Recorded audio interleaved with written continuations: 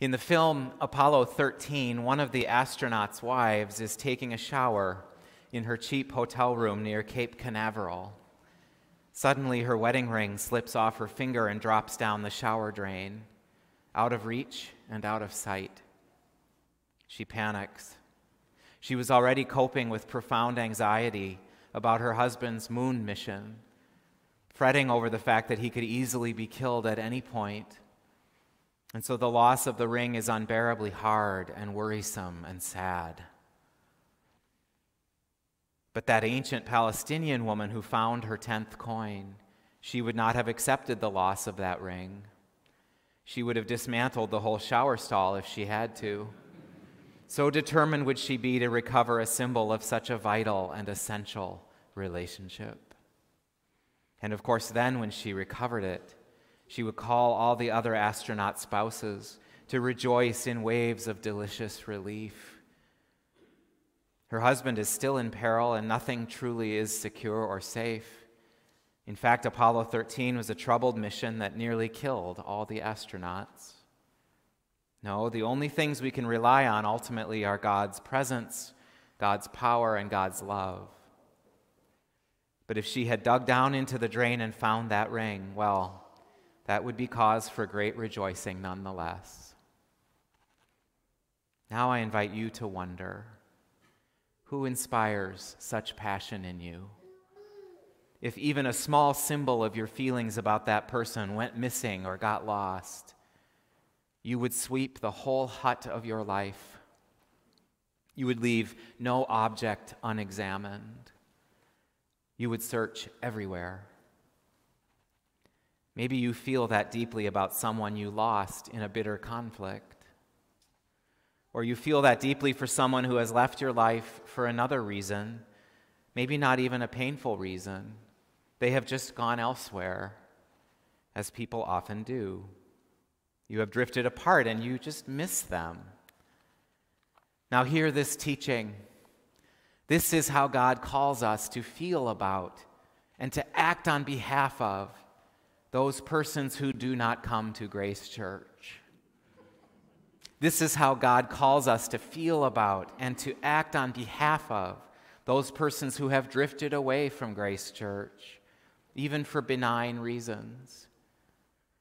This is who God calls us to feel about and to act on behalf of those who know about this faith community but do not feel welcome here, or they feel lonely when they are here, or they simply have never seriously considered that this is where they can find God and find community, find an answer or two, and find peace. Here is the verse about the woman and her lost coin, rewritten for this place, for Grace Church.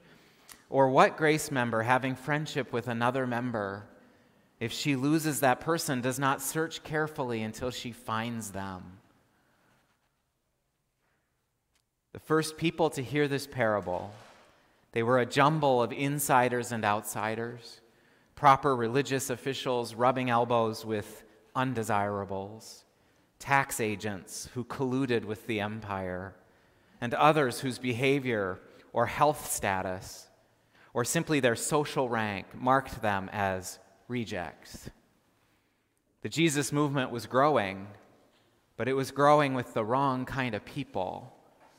And Jesus is saying to all the people, to insiders and outsiders alike, that this is his intent. This is what he wants. So Jesus does not just want an astronaut wife who loves her husband and is terrified by his dangerous job. Jesus doesn't just want one of us who had a falling out with someone and is desperate to make a repair. Jesus doesn't just want many of us here who long for other Grace members to return, to come home. Jesus does want all of these people, but not just them. Jesus is flattening hierarchies again.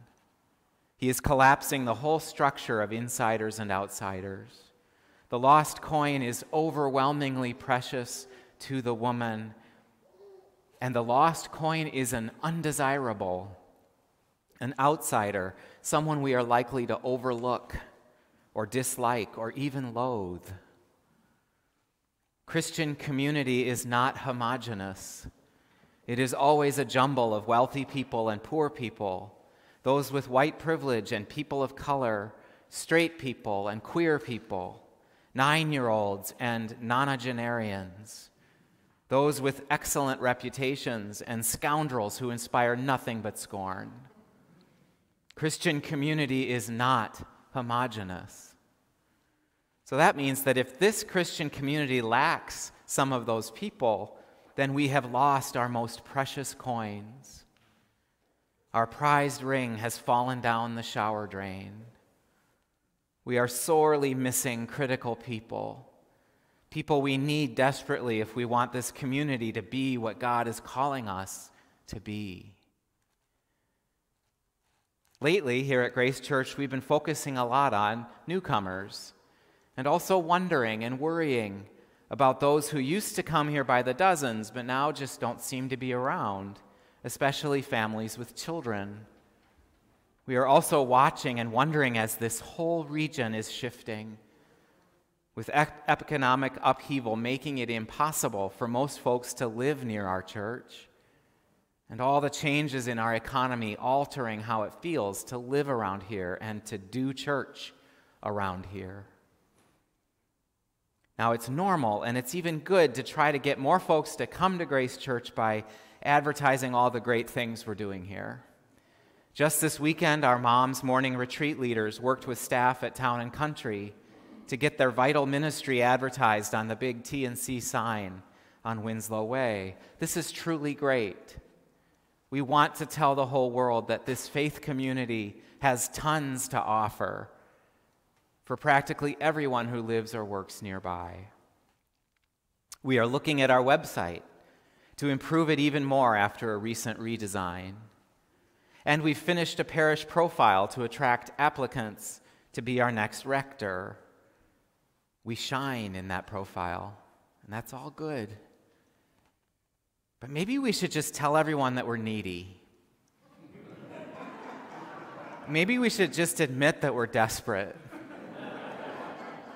We're needy for people who look and think and feel differently, for silent generation elders and Generation Alpha grade schoolers, for working class people and wealthy benefactors, for trans folk and cis folk. We're desperate for progressives who can't stand dominant U.S. culture and want to change this country. But we're also desperate for conservatives and old school libertarians too. We're needy and desperate, not just awesome and gifted. And yet our website focuses almost exclusively on how good we have things here.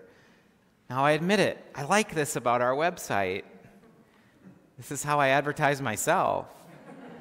I love telling the world about all the good things that are happening here. And when I was in high school, I had no idea how to ask someone out on a date, but even back then I knew, don't look desperate. Show the world how confident we are and how strong we are. For we truly are both confident and strong. Except we desperately want all kinds of people to join us here, and we're not complete until they arrive. Sometimes when I'm at church getting ready for a vestry meeting, I realize that I'm just craving the arrival of vestry members, people to talk to, people who share my love of this church, people who are interesting and funny and insightful. When they arrive, I feel delighted. Sometimes my love for people here is desperate. I need you. And that's how Jesus feels about his people, particularly those who disgust the insiders and the higher-ups. His movement was populated by the worst sort of people, and he loved them with desperate longing and needy desire. Jesus is shameless. And so today, on Homecoming Sunday, I am not just going to point out all of our strengths and celebrate how so many of us are already here, though I will do some of that. I also will say clearly that Grace Church is needy and desperate. We are searching everywhere for the people who aren't here but should be. But they should be here not to bask in our greatness, but for us to bask in theirs. We're the needy ones. Go from here then and help us find these people. Search high and low. Don't rest until you find them and bring them back here. And then we will all come together and you will say, "Rejoice with me, for I have found the people I had lost."